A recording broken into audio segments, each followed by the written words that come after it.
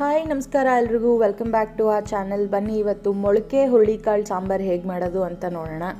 So ಇದಕ್ಕೆ ನಮಗೆ ಬೇಕಾಗಿರುವಂತಹ ಇಂಗ್ರೀಡಿಯೆಂಟ್ಸ್ ಬಂದು ಜೀರಿಗೆ, ಸಾಸಿವೆ, ಸಾಂಬಾರ್ ಪೌಡರ್, ಧನಿಯಾ ಪೌಡರ್, ಗರಂ ಮಸಾಲ ಪೌಡರ್, ಬದನೆಕಾಯಿ, ಮೊಳಕೆ ಬಂದಿರುವಂತಹ ಹುರುಳಿಕಾಳು, ಹುಣಸೆ ಹಣ್ಣಿನ ರಸ, ಬೆಳ್ಳುಳ್ಳಿ, ಈರುಳ್ಳಿ, ಹುಚ್ಚೆಳ್ಳು, ಮೆಣಸಿನಕಾಯಿ, ಟೊಮ್ಯಾಟೊ, ಕರಿಬೇವಿನ ಸೊಪ್ಪು, ತೆಂಗಿನಕಾಯಿ, ಚಕ್ಕೆ ಮತ್ತು ಶುಂಠಿ. ಸೊ ಇದಕ್ಕೆ ನಾವು ಒಂದು ಮಸಾಲೆ ರುಬ್ಕೋಬೇಕಾಗತ್ತೆ. ಸೊ ಆ ಮಸಾಲೆಗೆ ನಾವು ಹಾಕ್ತಿರುವಂಥದ್ದು ಶುಂಠಿ, ಬೆಳ್ಳುಳ್ಳಿ, ಒಂದು ಟೊಮ್ಯಾಟೊ ಮತ್ತು ಸ್ವಲ್ಪ ತುರಿದಿರುವಂತಹ ತೆಂಗಿನಕಾಯಿ, 2 ಸ್ಪೂನಷ್ಟು ಸಾಂಬಾರ್ ಪೌಡರು, 2 ಸ್ಪೂನಷ್ಟು ಹುಚ್ಚೆಳ್ಳು, ಆಮೇಲೆ ಸ್ವಲ್ಪ ಧನಿಯಾ ಪೌಡರು, ಒಂದು ಸ್ವಲ್ಪ ಜೀರಿಗೆ, ಇಷ್ಟನ್ನು ಹಾಕಿ ರುಬ್ಕೋತಾ ಇದ್ದೀವಿ. ಸೊ ಅದನ್ನು ರುಬ್ಬಿ ಸೈಡಿಗೆ ಇಟ್ಕೊಳ್ಳೋಣ. ಅದಾದಮೇಲೆ ಒಂದು ಪಾತ್ರೆ ತೊಗೊಂಡು ಈಗ ನಮ್ಮ ಸಾಂಬಾರಿಗೆ ರೆಡಿ ಮಾಡ್ಕೊಳ್ಳೋಣ. ಇಲ್ಲಿ ಸೊ ಒಂದು ಪಾತ್ರೆಯಲ್ಲಿ ನಾವು 2 ಸ್ಪೂನಷ್ಟು ಆಯಿಲ್ ಹಾಕ್ಕೋತಾ ಇದ್ದೀವಿ. ಆಯಿಲ್ ಹೀಟ್ ಆದ ತಕ್ಷಣ ಅದಕ್ಕೆ ನಾವು ನಾರ್ಮಲ್ ಸಾಂಬಾರಿಗೆ ಹೇಗೆ ಒಗ್ಗರಣೆ ಹಾಕ್ಕೋತೀವೋ ಅದನ್ನು ಸ್ಟಾರ್ಟಿಂಗಲ್ಲೇ ಹಾಕ್ತಾಯಿದ್ದೀವಿ ನಾವು, ಯಾಕಂದರೆ ಇಲ್ಲಿ ನಮಗೆ ಬದನೆಕಾಯಿ ಇದೆ ಬೇಯಿಸೋದಕ್ಕೆ. ಸೊ ಒಗ್ಗರಣೆ ಹಾಕಿ ಒಗ್ಗರಣೆಯಲ್ಲಿರೋ ಎಣ್ಣೆಯಲ್ಲಿ ನಾವು ಬದನೆಕಾಯಿನ ಬೇಯಿಸ್ಬೇಕಾಗತ್ತೆ. ಸೊ ಕಾದಿರುವಂಥ ಎಣ್ಣೆಗೆ ಸಾಸಿವೆ ಹಾಕ್ಕೊಳ್ಳಿ, ಸ್ವಲ್ಪ ಜೀರಿಗೆ ಹಾಕ್ಕೊಳ್ಳಿ, ಅದಾದಮೇಲೆ ಬೆಳ್ಳುಳ್ಳಿ ಹಾಕ್ಕೊಳ್ಳಿ, ಒಂದು 3-4 ಇಲ್ಕು, ಅದಾದಮೇಲೆ ಚಕ್ಕೆ ಕೂಡ ಇಲ್ಲಿ ಹಾಕ್ಕೊಳ್ಳಿ ಜೊತೆಯಲ್ಲಿ. ಸೊ ಆ ಫ್ಲೇವರ್ ತುಂಬ ಚೆನ್ನಾಗಿ ಬರುತ್ತೆ. ಈ ಚಕ್ಕೆ ಮತ್ತು ಹುಚ್ಚೆಳ್ಳು ಹಾಕ್ತಿದ್ದೀವಲ್ಲ, ಸೊ ಇದೆರಡು ಒಂಥರ ತುಂಬ ನಾಟಿ ಫ್ಲೇವರ್ ಕೊಡುತ್ತೆ ನಮಗೆ ಇಲ್ಲಿ ಸಾಂಬಾರಿಗೆ. ಆಮೇಲೆ ಈ ಒಗ್ಗರಣೆಗೆ ನಾವು ಈ ಒಣಗಿದ ಮೆಣಸಿನ್ಕಾಯಿ ಕೂಡ ಹಾಕ್ಕೊಂಡಿದ್ದೀವಿ. ಅದಾದಮೇಲೆ ಕರಿಬೇವಿನ ಸೊಪ್ಪು ಹಾಕ್ಕೊಂಡು ಹುರ್ಕೊಳ್ಳೋಣ ಒಂದು 2 ನಿಮಿಷ. ಸೊ ಈರುಳ್ಳಿ ಇತ್ತಲ್ಲ, ಅದನ್ನು ನಾವು ಫುಲ್ಲು ಎಲ್ಲ ಈರುಳ್ಳಿನೂ ರುಬ್ಕೊಂಡಿಲ್ಲ, ಸ್ವಲ್ಪ ಈರುಳ್ಳಿನ ಉಳಿಸ್ಕೊಂಡು ನಾವಿಲ್ಲಿ ಅದನ್ನು ಒಗ್ಗರಣೆಗೆ ಹಾಕ್ಕೋತಾ ಇದ್ದೀವಿ. ಸೊ ಇವಾಗ ಇದನ್ನು ನಾವು ಒಂದು 2 ನಿಮಿಷ ನಾವು ಬಾಡಿಸ್ಕೋಬೇಕಾಗತ್ತೆ ಎಣ್ಣೆಯಲ್ಲಿ ಹುರಿತಾ. ಸೊ ಅದನ್ನು ಮಾಡ್ಕೊಳ್ಳೋಣ.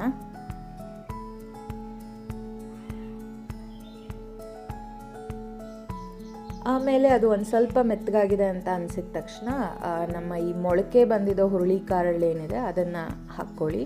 ಅದನ್ನು ಕೂಡ ಒಂದು 2 ನಿಮಿಷ ಎಣ್ಣೆಯಲ್ಲಿ ಸಾಟೆ ಮಾಡ್ಕೊಳ್ಳೋಣ. ಸೊ ಇನ್ನೊಂದೇನಪ್ಪ ಅಂದರೆ ಈ ಸಾಂಬಾರನ್ನ ನಾವು ಪಾತ್ರೆಯಲ್ಲಿ ಮಾಡ್ತಾಯಿದ್ದೀವಿ ಇವತ್ತು, ಬಟ್ ಇದನ್ನು ನೀವು ಕುಕ್ಕರಲ್ಲಿ ಕೂಡ ಮಾಡ್ಕೋಬೋದು. ಕುಕ್ಕರಲ್ಲಿ ಮಾಡಿಕೊಂಡ್ರೆ ಆ್ಯಕ್ಚುಲಿ ಪಾತ್ರೆಯಲ್ಲಿ ಮಾಡೋದಕ್ಕಿಂತ ಬೆಟರ್ ಅಂತಲೇ ನಾನು ಹೇಳ್ತೀನಿ, ಯಾಕಂದರೆ ಅದು ಪ್ರೆಷರ್ ಕುಕ್ ಆಗುತ್ತೆ, ಬೇಗ ಕುಕ್ ಆಗುತ್ತೆ, ಮತ್ತು ಆ ಟೇಸ್ಟ್ ಕೂಡ ಒಂಥರ ಡಿಫ್ರೆಂಟಾಗಿ ಚೆನ್ನಾಗಿ ಬರುತ್ತೆ, ಚೆನ್ನಾಗಿ ಹೊಂದ್ಕೊಳ್ಳುತ್ತೆ. ಸೊ ಇವಾಗ ನಾವು ಬದನೆಕಾಯಿ ಕೂಡ ಇಲ್ಲಿ ಆ್ಯಡ್ ಮಾಡ್ಕೊಂಡಿದ್ದೀವಿ, ಬದನೆಕಾಯಿ, ಆಲೂಗೆಡ್ಡೆ ಕೂಡ ಹಾಕ್ಕೊಂಡಿದ್ವಿ.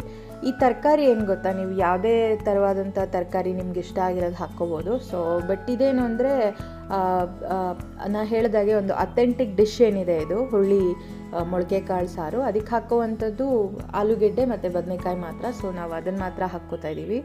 ಸೊ ನೀವು ಕ್ಯಾರೆಟ್, ಬೀನ್ಸ್ ಅಥವಾ ಕ್ಯಾಪ್ಸಿಕಮ್ ನಿಮ್ಗೆ ಯಾವ್ದು ಇಷ್ಟ ಅದೆಲ್ಲ ಹಾಕ್ಕೋಬೋದು. ಸೊ ಇಲ್ಲಿ ನಾವು ಈ ತರಕಾರಿಗಳು ಮತ್ತು ಹುರುಳಿಕಾಳನ್ನ ಹುರಿಯೋವಾಗ ಸ್ವಲ್ಪ ಅರಿಶಿನ ಕೂಡ ಆ್ಯಡ್ ಮಾಡ್ಕೊಂಡಿದ್ದೀವಿ. ಆಮೇಲೆ ನಾವು ರುಬ್ಬಿಟ್ಕೊಂಡಿದ್ವಲ್ಲ ಆ ಸಾಂಬಾರದ ಮಸಾಲೆನ ಹಾಕ್ತಾಯಿದ್ದೀವಿ ಇಲ್ಲಿ. ಸೊ ಇದು ಹಾಕಾದ್ಮೇಲೆ ನೀವು ವಾಟರ್ ಅಡ್ಜಸ್ಟ್ ಮಾಡ್ಕೊಳ್ಳಿ, ನಿಮಗೆ ಸಾಂಬಾರು ಎಷ್ಟು ತೆಳ್ಳಗೆ ಬೇಕು, ಎಷ್ಟು ಗಟ್ಟಿಗೆ ಬೇಕು ಅದನ್ನ ನೋಡ್ಕೊಂಡು ನೀರು ಅಡ್ಜಸ್ಟ್ ಮಾಡ್ಕೊಳ್ಳಿ.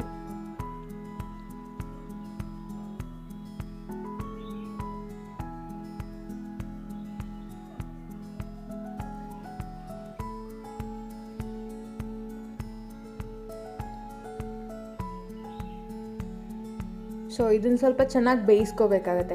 ಈ ಪಾಯಿಂಟ್ ಆದಮೇಲೆ ನಾವು ಸಾಂಬಾರು ನಮ್ಮ ಮಸಾಲೆ ಎಲ್ಲ ಹಾಕಾದ್ಮೇಲೆ ನಾವು ನೆನೆಸಿಟ್ಟಿರುವಂತಹ ಹುಣಸೆಹಣ್ಣಿನ ರಸನ ಹಾಕ್ಕೊಂಡ್ವಿ ಇಲ್ಲಿ. ಇಷ್ಟೆಲ್ಲ ಆದಮೇಲೆ ನೀವು ಸಾಲ್ಟ್ ಹಾಕ್ಬಿಟ್ಟು ಕುಕ್ಕರಲ್ಲಿ ಕ್ಲೋಸ್ ಮಾಡಿಡ್ಬೋದು. ಒಂದು 2-3 ವಿಷಲ್ ಹಾಕಿದ್ರೆ ಸಾಕು, ಚೆನ್ನಾಗಿ ಬೆಂದ್ಕೊಳ್ಳುತ್ತೆ ಸಾಂಬಾರು. ಬಟ್ ನಾವು ಪಾತ್ರೆಯಲ್ಲಿ ಮಾಡ್ತಿರೋದ್ರಿಂದ ಸ್ವಲ್ಪ ಕೈ ಆಡಿಸಿ ಮಾಡ್ತಾಯಿದ್ದೀವಿ. ಸೊ ನಾವಿಲ್ಲಿ ಸಾಲ್ಟ್ ಕೂಡ ಹಾಕ್ಕೊಂಡ್ವಿ ಇವಾಗ ರುಚಿಗೆ ತಕ್ಕಷ್ಟು. ಸೊ ನೀವು ಅಷ್ಟೇ ನೋಡಿ ಹಾಕ್ಕೊಳ್ಳಿ.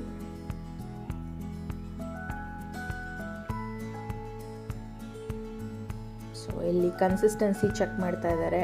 ಇದು ತುಂಬ ತೆಳ್ಳಗೂ ಇಲ್ಲ, ತುಂಬ ಗಟ್ಟಿಗೂ ಇಲ್ಲ, ಆ ಥರ ತುಂಬ ಒಳ್ಳೆ ಕನ್ಸಿಸ್ಟೆನ್ಸಿಲಿ ಮಾಡ್ತಾ ಇದ್ದಾರೆ ನಮ್ಮಮ್ಮ ಇದನ್ನು. ಸೊ ಅದನ್ನು ಒಂದು 5-10 ನಿಮಿಷ ಬಿಟ್ಟರೆ, ಪಾತ್ರೆಯಲ್ಲಿ ಇಡೋದಾದರೆ 5-10 ನಿಮಿಷ ಬಿಟ್ಟರೆ ನಿಮ್ಮ ಸಾಂಬಾರು ರೆಡಿ ಆಗುತ್ತೆ. ಅದಾದಮೇಲೆ ಇದು ಮುದ್ದೆ ಜೊತೆಗೆ ತುಂಬ ಚೆನ್ನಾಗಿರುತ್ತೆ. ನಾವಿವತ್ತು ಮುದ್ದೆ, ರೈಸ್ ಎರಡನ್ನೂ ತೋರಿಸ್ತಾ ಇದ್ದೀವಿ ನಿಮಗಿಲ್ಲಿ. ನಿಮ್ಗೆ ಯಾವುದು ಇಷ್ಟ ಅದ್ರ ಜೊತೆ ಮಾಡ್ಕೊಳ್ಳಿ. ಸೊ ನಿಮಗೆ ಬೇಕಾದಂತಹ ಸೈಡ್ ಡಿಶ್ ಜೊತೆ ಈ ಸಾಂಬಾರನ್ನ ನೀವು ಸಹಿಬೋದು. ಸೊ ಇದನ್ನೊಂದ್ಸಲ ಟ್ರೈ ಮಾಡಿ ಹೇಗಿತ್ತು ಅಂತ ನಮಗೂ ತಿಳಿಸಿ. ಆ್ಯಂಡ್ ಪ್ಲೀಸ್ ಸಬ್ಸ್ಕ್ರೈಬ್ ಮಾಡಿ ನಮ್ಮ ಚಾನಲ್ನ. Thank you for watching.